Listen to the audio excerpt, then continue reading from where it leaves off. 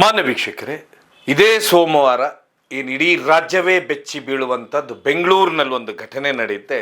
ಸ್ವತಃ ಬಿಟೆಕ್ ಪದವೀಧಾರೆ ಪ್ರತಿಭಾವಂತ ವಿದ್ಯಾರ್ಥಿಯಾಗಿದ್ದಂಥವಳು, ಪ್ರತಿಷ್ಠಿತ ಕಂಪನಿಯಲ್ಲಿ ಕೆಲಸ ಮಾಡ್ತಾ ಇರುವಂಥ ಹುಡುಗಿ ತನ್ನ ತಂದೆ ತಾಯಿ ಹಾಗೆ ತಂಗಿಯನ್ನ ಕೊಲೆ ಮಾಡ್ತಾಳೆ.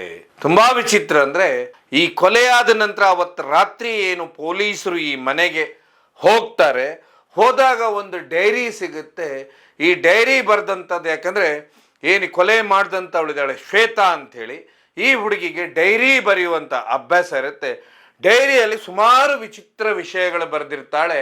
ಅದರಲ್ಲಿ I am so sad, sorry, I am depressed, ಹಾಗೆ ಹೀಗೆ ಅನ್ನುವಂಥದ್ದು ಬರೆದಿರ್ತಾಳೆ. ಯಾವಾಗ ಇದು ಬರೆದಿರ್ತಾಳೆ, ಇದನ್ನು ಓದಿದಂಥ ಪೊಲೀಸರು ಏನು ಮಾಡ್ತಾರೆ ಅಂದರೆ, ಪೊಲೀಸರಿಗೆ ಗೊತ್ತಾಗುತ್ತೆ ಈ ಹುಡುಗಿ ಹತ್ಯೆ ಮಾಡಿದ ನಂತರ ಏನು ಮಾಡಿರ್ಬೋದು ಅನ್ನುವಂಥದ್ದು. ಯಾಕಂದ್ರೆ ಅದಾಗ್ಲೇ CCTVಯಲ್ಲಿ ಅವರು ತಪ್ಪಿಸ್ಕೊಂಡು ಹೋಗುವಂಥ ದೃಶ್ಯಾವಳಿಗಳು ಲಭ್ಯವಾಗಿರುತ್ತೆ. ಇದನ್ನು ನೀವು ಈಗಾಗಲೇ ನೋಡಿರ್ತೀರಾ. ಏನಂತ ಹೇಳಿದ್ರೆ, KR ಪುರಂನ ಸೀಗೆಹಳ್ಳಿಯಲ್ಲಿರುವಂಥ ಅಪಾರ್ಟ್ಮೆಂಟ್ ಇದೆ. ಈ ಅಪಾರ್ಟ್ಮೆಂಟಿನಲ್ಲಿ ಯಾವಾಗ ಈ ಹತ್ಯೆ ನಡೆಯುತ್ತೆ, ಅಲ್ಲಿಂದ ತಂದೆಗೇನು ಇರಿದಿರ್ತಾರೆ, ತಪ್ಪಿಸ್ಕೊಂಡು ಕೆಳಗೆ ಬರ್ತಾರೆ. ಆಗ ಇವರು ಹಿಂಬದಿಯಿಂದ ಬಾಲ್ಕನಿಯಿಂದ ಜಂಪ್ ಮಾಡಿಕೊಂಡು ಹಿಂಬದಿ ರಸ್ತೆಯಿಂದ ನಡ್ಕೊಂಡು ಹೋಗಿರುವಂಥದ್ದು ಪೊಲೀಸರು CCTVಯಲ್ಲಿ ನೋಡಿರ್ತಾರೆ. ಹಾಗಾದರೆ ಮುಂದೆ ಯಾವ ರೀತಿ ಇವರು ತಪ್ಪಿಸ್ಕೊಂಡು ಈಗೇನಿಗೆ ಬಂಧನವಾಗಿದೆ ಪುದುಚೇರಿಗೆ ಹೋಗ್ತಾರನ್ನುವಂಥದ್ದು ತುಂಬ ವಿಚಿತ್ರ. ಯಾಕಂತ ಹೇಳಿದ್ರೆ, ಮನೆಯಿಂದ ಹೊರಟಂಥವ್ರು HL ಹೋಗ್ತಾರೆ.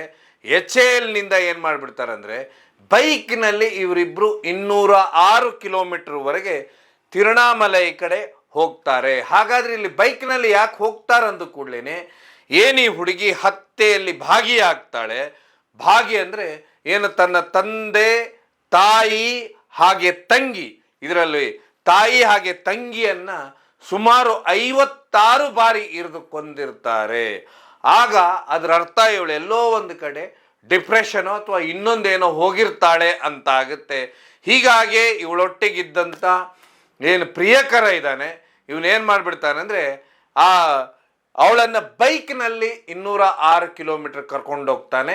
ಏನಾದರೂ ಒಂದು ವೇಳೆ ಪಬ್ಲಿಕ್ ಟ್ರಾನ್ಸ್ಪೋರ್ಟ್ ಬಸ್ಸು ಅಥವಾ ನಾವೇನಾದರೂ ಇನ್ನೊಂದು ಬಳಸಿದಾಗ, ಏನು ಬಸ್ ಹೋಗ್ತಾ ಇರುವಂಥ ಸಮಯದಲ್ಲಿ ಮಧ್ಯಭಾಗದಲ್ಲೇ ಇವಳೇನಾದರೂ ಕಿರ್ಚಾಡಲಿಕ್ಕೆ ಎಲ್ಲ ಜಗಳ ಮಾಡಿ ಶುರು ಮಾಡಿಬಿಟ್ರೆ ಎಲ್ಲರಿಗೂ ಗೊತ್ತಾಗುತ್ತೆ ಅನ್ನುವಂಥದ್ದು ಅವನ್ನ ತಲೆಯಲ್ಲಿರಬಹುದು. ಯಾಕಂತ ಹೇಳಿದ್ರೆ, ಏನು ನಿನ್ನೆ ಪುದುಚೇರಿಯಲ್ಲಿ ಹುಡುಗಿಯನ್ನು ಬಂಧಿಸ್ತಾರೆ, ಆಗ ಸುಮಾರು ವಿಷಯಗಳನ್ನು ಈ ಹುಡುಗಿ ಹೇಳ್ತಾ ಹೋಗ್ತಾಳೆ.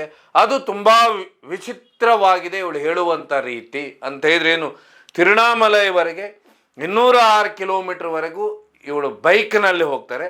ಬೈಕ್ ಆದ ನಂತರ ಒಂದು ವೇಳೆ ಇವಳೆಲ್ಲಾದರೂ ಮಧ್ಯಭಾಗದಲ್ಲಿ ಕಿರಿಕಿರಿ ಮಾಡಿದ್ಲೋ, ಇಲ್ಲ ನಾನೊಂದು ಕಡೆ ಹೋಗುವ ನೀನೊಂದು ಕಡೆ ಹೋಗುವ ಅನ್ನುವಂಥದ್ದು ಏನಾದರೂ ನಿರ್ಧಾರ ಆಯಿತೋ ಗೊತ್ತಿಲ್ಲ, ಇವಳನ್ನು ಪುದುಚೇರಿಯಲ್ಲಿ ಪೊಲೀಸರು ಅರೆಸ್ಟ್ ಮಾಡ್ತಾರೆ ರೈಲ್ವೆ ಸ್ಟೇಷನ್ ಬರೋ ಹೊತ್ತಿಗೆ.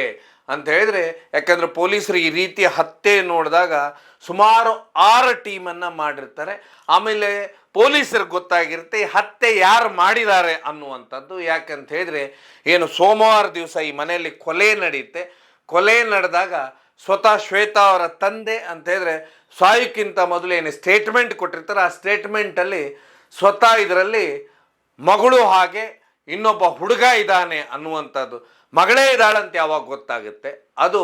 ಹೀಗಾಗಿ ಪೊಲೀಸರು ತುಂಬ ಸೀರಿಯಸ್ ಆಗಿ ತೊಗೊಂಡಿರ್ತಾರೆ. ಅಲ್ಲಿ ಅರೆಸ್ಟ್ ಮಾಡಿ ಬೆಂಗಳೂರಿಗೆ ತಗೊಂಡು ಬಂದಿದ್ದಾರೆ. ಆದರೆ ಇಲ್ಲಿ ಕೊಲೆ ಯಾಕೆ ಮಾಡಿದರು ಅಂತ ನಾವು ನೋಡ್ತಾ ಹೋದರೆ ತುಂಬ ವಿಚಿತ್ರ ಅನಿಸುತ್ತೆ.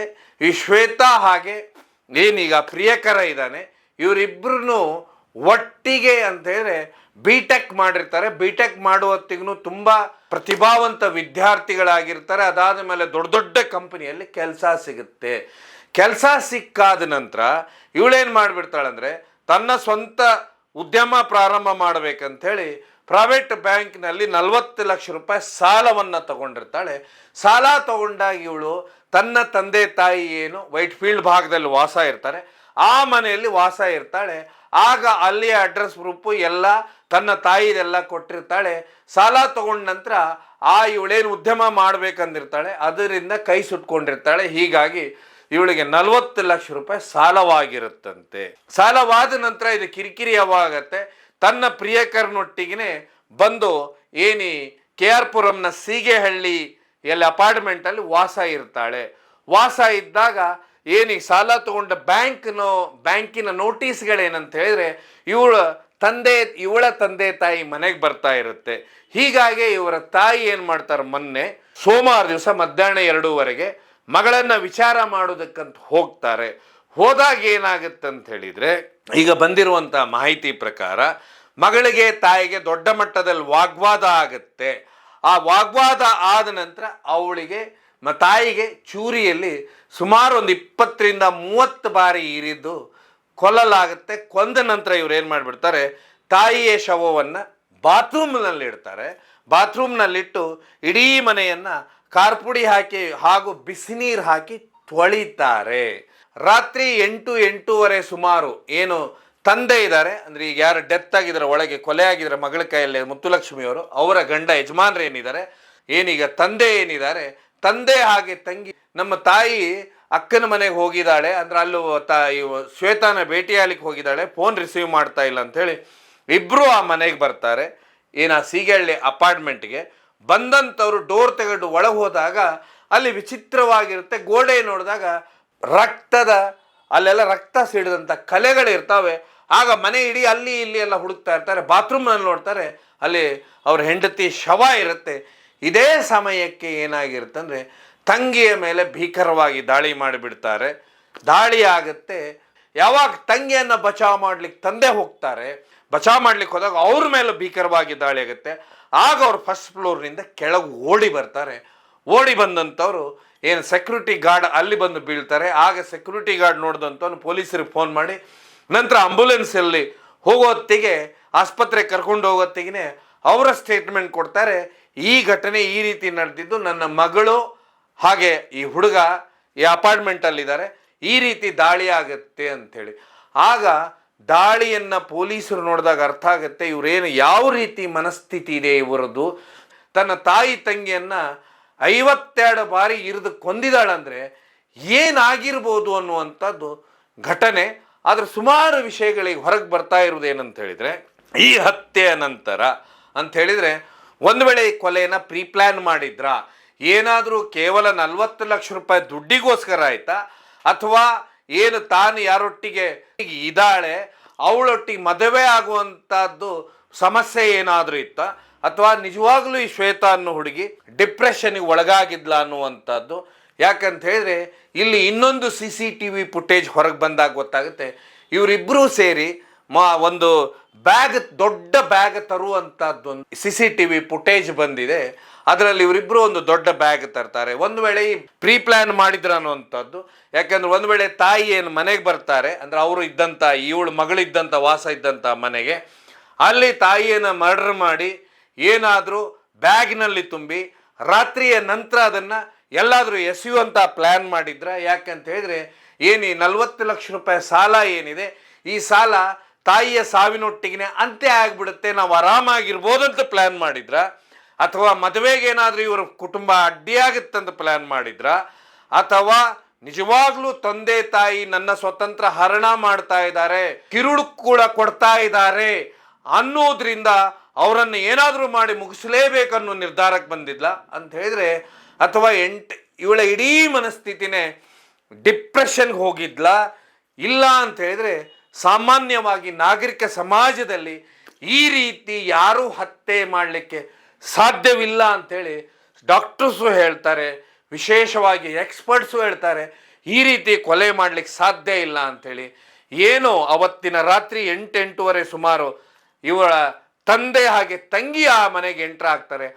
ಆಗ ಏನು ತಂದೆ ಅಲ್ಲಿಂದ ಇರಿತಕ್ಕೊಳಗಾಗಿ ಕೆಳಗೆ ಬಂದು ಏನು ಪೊಲೀಸರ ಹತ್ರ ಸ್ಟೇಟ್ಮೆಂಟ್ ಕೊಟ್ಟಿದ್ದಕ್ಕೆ ಸಂಪೂರ್ಣವಾಗಿ ಈ ಹತ್ಯೆಯಲ್ಲಿ ಯಾರಿದ್ರು ಅಂತ ಹೇಳಿ ಗೊತ್ತಾಯಿತು.